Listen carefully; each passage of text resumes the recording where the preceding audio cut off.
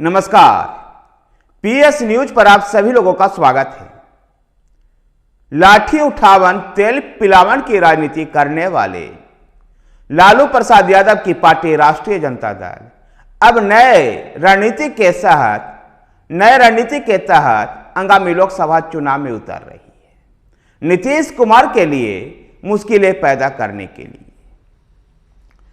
राष्ट्रीय जनता दल का गठन 1997 में लालू प्रसाद यादव ने किया। इससे पहले की अगर राजनीति को देखें तो लालू प्रसाद यादव जनता दल की राजनीति कर रहे थे। 1990 ईस्वी में वो विधायक दल के नेता चुने गए नीतीश कुमार के सहयोग से, और विधायक दल के नेता चुने जाने के बाद लालू प्रसाद यादव बिहार के मुख्यमंत्री बने।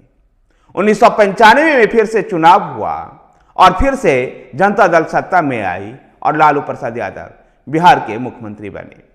उस समय लालू प्रसाद यादव बिहार के मुख्यमंत्री के साथ साथ जनता दल के राष्ट्रीय अध्यक्ष भी हुआ करते थे।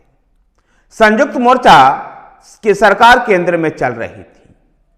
जब लालू प्रसाद यादव के ऊपर भ्रष्टाचार का आरोप लगा, चारा घोटाले में उनका नाम सामने आया, तब संयुक्त मोर्चा का दबाव था और तब के प्रधानमंत्री एस.टी. देवगौड़ा का दबाव था कि लालू प्रसाद यादव को मुख्यमंत्री की कुर्सी छोड़नी चाहिए और जनता दल के अध्यक्ष का पद भी छोड़ना चाहिए। लालू प्रसाद यादव मुख्यमंत्री की कुर्सी छोड़ने के लिए तो तैयार हो गए, लेकिन जनता दल के अध्यक्ष पद छोड़ने को लेकर के तैयार नहीं थे।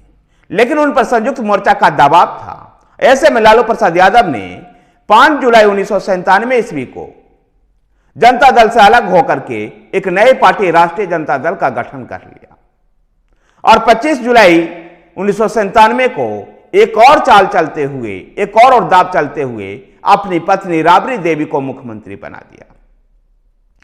1998 ईस्वी में राष्ट्रीय जनता दल का लोकसभा का पहला चुनाव था, जहां पहले ही चुनाव में लालू प्रसाद यादव की पार्टी राष्ट्रीय जनता दल 17 सीट पर चुनाव जीतने में सफल हुई और 26.6% वोट लालू प्रसाद यादव की पार्टी राष्ट्रीय जनता दल को मिला।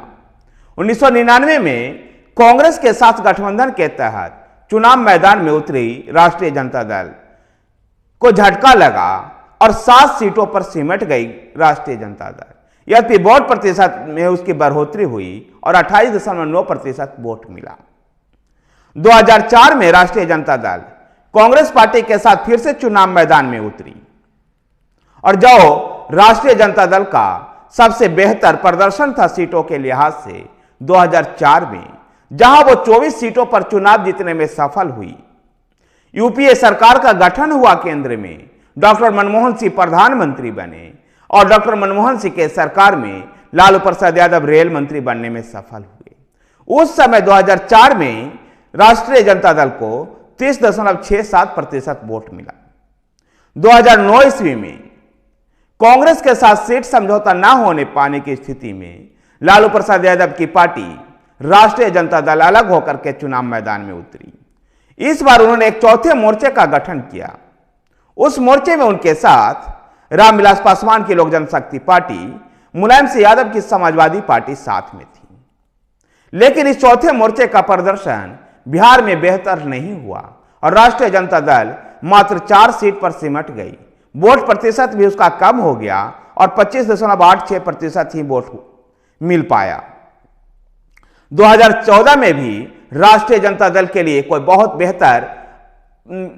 बेहतरीन परिणाम लेकर के नहीं आया। जब कांग्रेस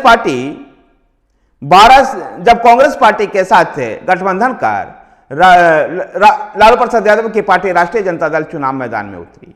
कांग्रेस 12 सीटों पर चुनाव लड़ी थी, 27 सीट पर राष्ट्रीय जनता दल और 1 सीट पर शरद पवार की पार्टी राष्ट्रवादी कांग्रेस पार्टी। जब राष्ट्रीय जनता दल को महज 4 सीटें प्राप्त हुई, वोट प्रतिशत पिछले चुनाव से भी 5% और अधिक कम गया। 2019 में राष्ट्रीय जनता दल शून्य पर बोल्ड हो गई।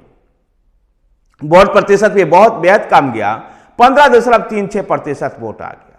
राष्ट्रीय जनता दल के गठन से लेकर के 2019 के चुनाव तक राष्ट्रीय जनता दल का सबसे खराब प्रदर्शन 2019 में रहा, जहां वो शून्य पर बोल्ड हो गई।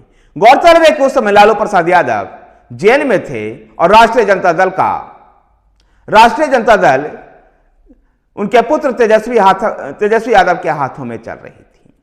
तेजस्वी यादव को करारा झटका लगा, लेकिन 2020 के बिहार विधानसभा चुनाव में राष्ट्रीय जनता दल सबसे बड़ी पार्टी के रूप में उभरी और 75 विधानसभा में 75 सीटें जीतने में सफल हुई।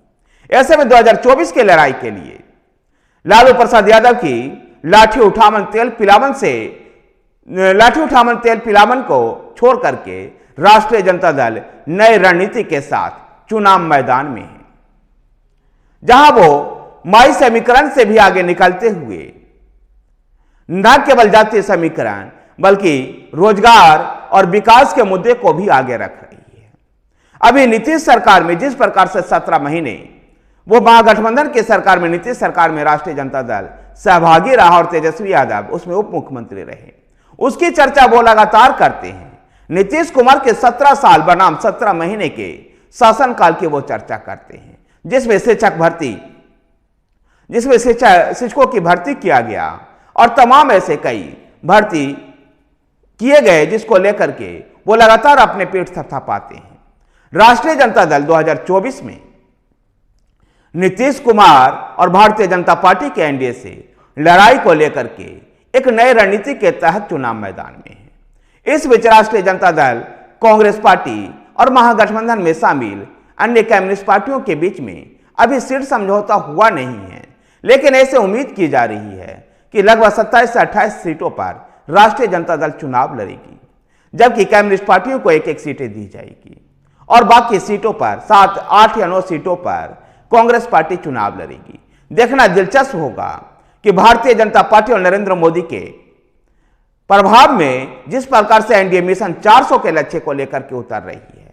बिहार में एनडीए की सरकार का गठन हो गया है, जिसमें नीतीश कुमार फिर से एक बार मुख्यमंत्री बने हैं और सम्राट चौधरी और विजय सिन्हा डिप्टी सीएम हैं।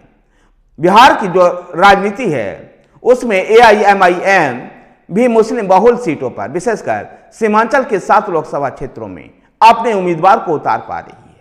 ऐसे में राष्ट्रीय जनता दल और तेजस्वी यादव की जो नई रणनीति है, क्या वो कारगर हो पाती है या नहीं, ये 2024 के चुनाव परिणाम ही बता पाएगा। लेकिन इतना तय है कि उत्तर भारत में अगर INDIA को मजबूत बनना है तो बिहार के 40 लोकसभा सीट में उसको ज्यादा से ज्यादा लोकसभा सीटें जीतनी होगी, जो इस समय आसान नहीं दिखाई दे रही है। फिर भी हमें चुनाव परिणाम तक इंतजार करना होगा कि तेजस्वी यादव की 17 बनाम 17 का जो मुद्दा है, क्या ये जनता को लुभाता है या नहीं। धन्यवाद साथियों, वीडियो को लाइक कीजिए, शेयर कीजिए। हमारे साथ बने रहने के लिए हमारे चैनल PS न्यूज को सब्सक्राइब कीजिए। धन्यवाद।